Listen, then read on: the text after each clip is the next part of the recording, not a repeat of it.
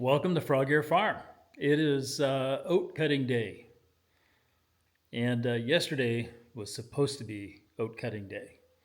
Didn't turn out to be oat cutting day yesterday. We didn't get any rain overnight, so we're back out here, and I'll kind of show you why we didn't get any oats cut yesterday. So when I got here, started doing some inspection on the combine. And some of the first things that I opened up were the cover for the cylinder here and the throat. And it turns out the pack rats had found this combine really cozy. So that led me to open up that inspection panel and so on. And right there is the pile that represents about 2/3 of what I got out of here, maybe half. So a little bit of everything in there: rope, twine, gloves, sticks, leaves, corn cobs, etc., etc. This was a bear to get cleaned out, but we got it. The one thing where I screwed up is I should have taken the inspection cover off the bottom of that auger that feeds the elevator here. I didn't. I didn't do that before I turned the thresher on. And guess what? That's where they put most of the rope and twine. And if you've ever had to pull rope and twine out of an auger underneath a little combine like this, yeah, that's not the most fun way to spend 2 hours of your life. But anyway, we got it out. And then after that, left all the covers off, pulled it outside, just let it thresh for a bit, make sure we shook out. We had, sticks coming out the straw walkers. It was a real mess.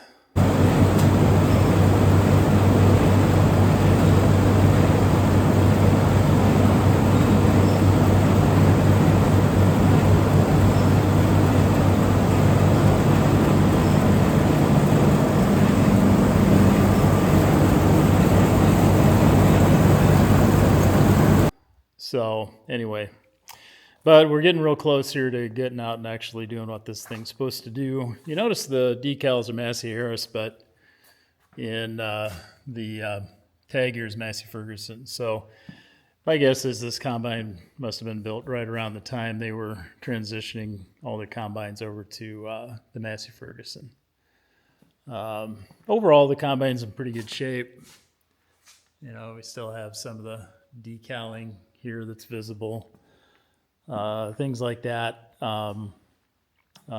Somebody ran the tank into something. Now, how you do that, I'm not exactly sure, because your head is above the level of the tank. It would seem really hard to miss, but hey, stuff happens. We all know that. Beyond that, I think we're overall pretty good. It's greased to the extent it can be. This combine really has very few grease zerks on it. So anyway, what there is has a fresh shot of grease in it, there's oil in it, antifreeze. The thing, I did put a new battery on, so it starts right up. Pretty nice from that standpoint. So the only thing I'm somewhat concerned about is the tires. They're in pretty bad shape. I have new ones, just haven't gotten around to it, like so many other things. But anyway, let's start this thing up, shake it out a little bit more, see if we get anything.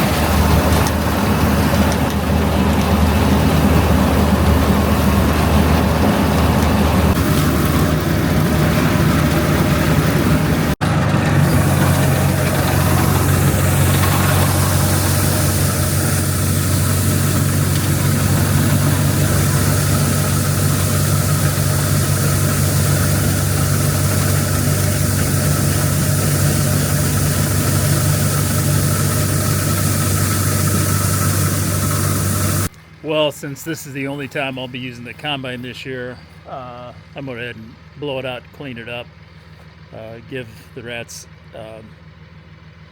less reason to be there.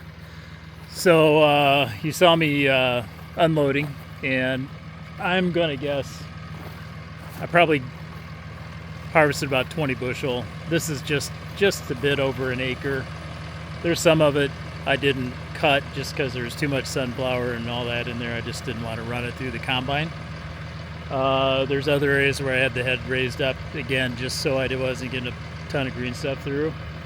But so I wasn't going for maximum yield or anything like that.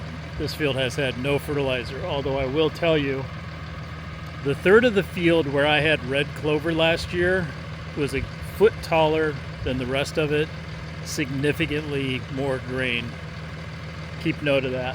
So last year I had a little bit of wheat, which was a total failure in at about a third of the field, but the clover came in pretty good. And then I plowed that in, and there was a noticeable difference in that part of the field that had clover incorporated and the part of the field that didn't. It was freshly plowed this spring. So here, let's take a look at the bag here. Let me shut this tractor off.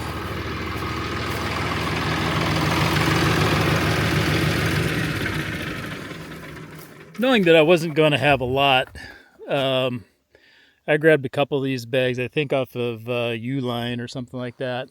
The grain truck, no need for that. So here's what we ended up with. I tested it at about 10-11% moisture, so we ought to be in pretty good shape. You got some of that grass and stuff coming through. The combine itself, I did forget to bring the manual with me, so it also wasn't fine-tuned. I left a bunch of grain on the ground. I think, in fairness, all being equal, it's probably averaged about close to 30 bushel per acre would be my guess. After, again, the combine not doing a great job just because it's not perfectly tuned in, me not, actually combining all of it and so on. So I figured it would do about one bag, and that's just about what we have. And what I'm going to do with this is basically seal it up here, find somebody that can use it to feed their animals and give it to them. That's my plan. Combine did okay. Again, I know it's not totally dialed in, but I have a limited amount of time right now to mess around with this, and messing with the rat's nest yesterday was unexpected, and that took all day. Had I not had to deal with that, frankly, I probably would have spent some time kind of dialing it in, better and all that kind of stuff. It did have it overheating a little bit. I had blown out the radiator before we started, but what I found out was we had a loose fan belt. So once we tightened up the fan belt, overheating issue went away, and it ran really well, frankly. You could tell when it got into the slug of sunflower, but I just ended up avoiding a lot of that. So maybe I'll show you a few of the controls here. So this lever here, that's your unloading auger. The lever there turns your thresher on. This is your hydraulic lever for your header position. This is your variable speed. Works fantastically, actually. Then a gear shifter here. It's a little bit of an oddball, but man, it works great. It's 3 forward speeds and reverse. On this unit, there's just one brake. You could have differential brakes as an option. This one obviously only has one, and your clutch over there. You've got an ammeter and a temperature gauge and an oil pressure light, and that's it. Beyond that,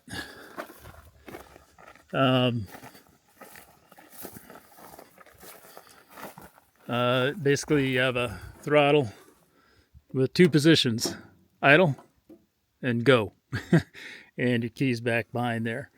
Ergonomically, it'd be nice to have the gauges up in your field of view, but you do have to look down at them every so often and make sure you're doing okay.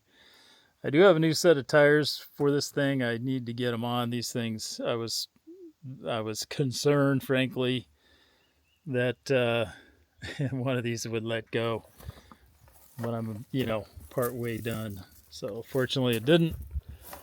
Took a little risk there, but I think we'll get those changed out soon. And a pad for the seat. So anyway, little Massey Harris, I think it did fine given the circumstances and me really not having a lot of time available right now. Today was, if I didn't get these cut today, very frankly, they probably wouldn't have gotten cut. So that's what I have. So I think I'm gonna tie up the bag here. I'm gonna throw it in the back of that truck just to keep it away from the rats a little bit, and also get the air compressor going and blow this thing out good. So anyway, thanks for coming along for the ride. You notice my big hat here. I do tend to wear these on these sunny days when I know I'm going to be out for a while. They definitely help keep more of the sun off your face, neck, ears, etc., etc. But I don't know that I necessarily like them, but they're functional anyway.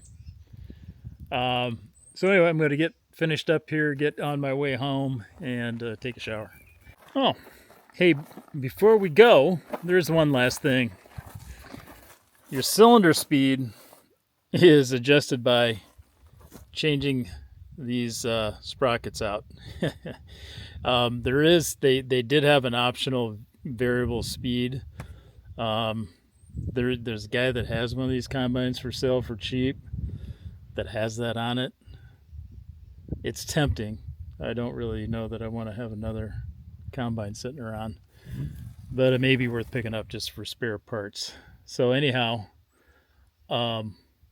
that's the maybe the final adjustment that you might expect on a combine, but that's where your cylinder speed adjustment is on this one.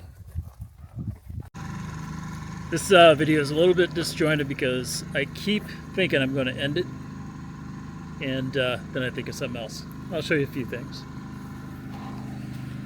So got everything blown out here. It's about the best I can. I'm going to hit it a little bit more. Basically, I blow it out while the combine's running, let the combine help clean itself, so to speak.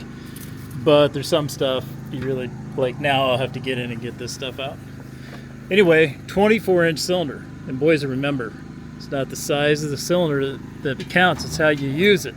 So anyway, monster cylinder, and then there's straw walkers blower here, and your auger that feeds the elevator, of course, another blower here.